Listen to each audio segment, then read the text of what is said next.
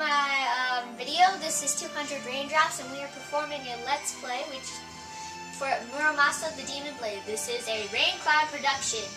So, a couple things you should probably know is that I'm using a GameCube controller instead of the Wii remote. So, yeah. We're just going to go ahead and select New Game. Another thing that I should probably let you know is that I'm not going to be doing the tutorial. I will be explaining things that are in this game. I'm not going to do the controls though. You can learn those if you just do the tutorial. A couple things I like about this game is that you've got two difficulties. And they're Muso and Shura. Shura is hard, Muso is easy. So we're going to do that. And then another thing I like is that there are two different stories. A story of Momohime and a story of Kisuke. Another thing I like about this game is that it's absolutely gorgeous. So, I like also the fact that these controls are really simple. So while we're just getting through this thing real fast, I should probably let you know that the story is kind of confusing, so I'm going to be giving you updates in case you don't get it as we go. Because that is something important to me. The story isn't fantastic. So the opening act is destroy the barriers to reach the main road. This is a barrier. We have to destroy those. So this is the first area of the game. We're in the Sagami province, and it's just look at the background. Alright, so you just jump, all that stuff. And now for the tutorial I was talking about. The candle in the upper left corner is life flame. If you lose all of that, you die. The thing in the middle that is flashing white is your blades. Currently I'm set on the blade Misty Slash. You get 3 blades when you start the game. The blue bar below the blade that you are set on is your soul power. When your soul power runs out all the way, then your blade will break and you most likely get hurt. You can't defend against your enemy's attacks. Currently the blades are flashing white because if I switch my blades to a different blade, then I will perform a quick draw. The thing on the right that says bamboo flask times 3 means I have 3 bamboo flasks. That is my item shortcuts. I can hit X to use that item instantly, instead of having to go into the menu. The thing in the lower left corner is items, or key items I think. And then the stuff in the lower right corner is money. The gold is Rio, and the black dull stone-like thingy is Mon. Currently we have 300 Mon, which is the starting amount in the game. I'll be giving you random Mon tallies at various points in the game. Okay, now if you see that little green thing right there on that branch, that is a soul. Jump on it and grab it for a little tutorial. By collecting the souls which are scattered along the main road, you can gradually replenish your blade's soul power. If you discover any souls, be sure to collect them. So basically, you can just use this to restore your soul power and restore your blade. So we're just collecting souls now. So we're just running. There's a lot of running in this game, just so you know. It can get tedious. I'm not going to be collecting every single soul in the game, just so you know, because that would take forever. I will grab a few if I need to. But alright, so the map is right below the blades, as you can see, and the green dot is you. That orange mark in the center of the map means that there is a treasure in that room, and it is shown by that little shining flashing thing right above Momohime's head. So we're gonna see. By examining baskets in eliminated areas, you can acquire items. Also, when you see a small basket displayed in your map, this indicates that treasure is located nearby. Go and find it. So we jump up, grab a soul, and we get a healing pellet. And soul, another soul, and then we're just going to go through here. And there's another treasure in this room, which can be located most likely on one of the tree branches. Now that I'm talking about where treasures can be located, I should probably tell you something kind of funny. There was a treasure in this one room further on in the game, and I was frustrated because I could not find it anywhere. Well anyways, this is our first battle with Nicholas. Just killed that real fast. Well anyways, back to the story. What happened was I searched in all the tree branches in the room, searched every single tree without fail, and I could not find the treasure anywhere at all. I figured there must have been like a glitch or something because I could not see it anywhere.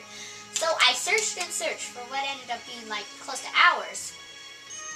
And it turned out it was on the floor, disguised by a bunch of bushes. Sorry. So I was really frustrated. It's like, it was on the floor? Well, anyways, so yeah, treasures can be in sorts of tricky places. Anyways, so this is just like a different appearance to the areas. Usually in these areas is where you meet your first samurai. And we're just going to destroy these ninjas. As you can see, my blades aren't flashing anymore, so that means I can't perform a quick draw when I switch blades. I can switch blades, but I won't perform a quick draw. Okay, we get a healing pellet from that ninja. Kill that guy. Sheathe our blade. I love the way they sheathe their blades in this game. You just kind of twirl it and throw it in. Kisuke does it differently. I guess it's just the kind of style. As you can see, I'm hurt a little bit. Just a little bit. So, items. While either recovery or supplies selected, choose the item you want to use. Press A to unleash its effect. So we select recovery. We go into bamboo flask. Healing pellet restores less energy. And since we're really not that bad off, we're just going to use one of those. And now we are at full health.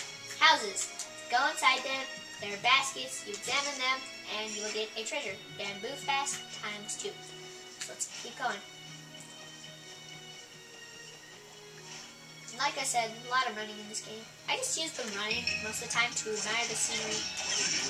More ninjas, and the running is punctuated by battles, and standings, and money, and leveling, and talking to people. Kind of useful. You can find out things you've never really thought about. Like I met this monk further on in the other story, and there's these enemies that look like people with umbrellas for heads. And this monk started going into... Oh, here's our first samurai, like I said. These guys are capable of defending themselves against your attacks, but you gotta break... The gist of it is that you gotta break their blade in order to defeat them. So, you can use drawn backslashes for that, which is covered in the tutorial. And now, we unleash our quick draw, which will break one of their blades. Now we have to attack this guy's like crazy. And there he goes. So, yeah. Quick draws are really useful in this game for taking out samurai blades. You can usually get at least one already. What was I saying earlier? Something about running. Oh, yeah. I just used, it's punctuated. Oh, yeah, I was talking about the murderers. That's right. Or the umbrella heads. That's right. Sorry, I just keep on talking. I can't talk today. Well, anyway, so this monk starts talking about these guys who prance around with umbrellas on their head and only hop on one foot, which is what these specific enemies look like. Turns out they are murderers and they cut people's throats with a long, rusty blade that I have never seen before. I just figured they were troublesome people trying to beat me with their umbrellas, but turns out it was quite the opposite. And here we fight some small Onis. So, just see that. Quick draws are effective against these guys. They're really weak. They give you stuff that heals you most of the time. Usually pretty good stuff, like liquor will give you 100. Amazake will give you like 200. Something like that.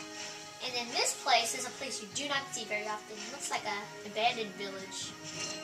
As you can see, I think it's kind of cool how, since you could get the feeling that this village is abandoned, instead of having treasures in like well-guarded baskets or something, like if people were actually there trying to take care of their treasures, they have it just lying on the floor like the place is abandoned and nobody cares about the treasure. I think that's a nice little creative touch. I don't know if they thought about it consciously, but I think it's really cool. So, I'm gonna heal again real fast, because I'm actually relatively low on health. Alright.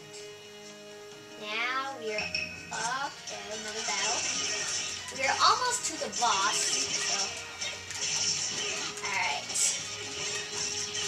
So...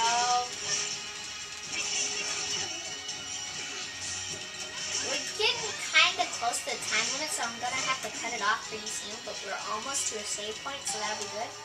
So... Alright, see, here we are. Saving right before a boss battle will recover your life flame and soul power. These are placed before important parts of the story. So, we are just going to save. And we are this particular one. And we are going to say yes. And I will see you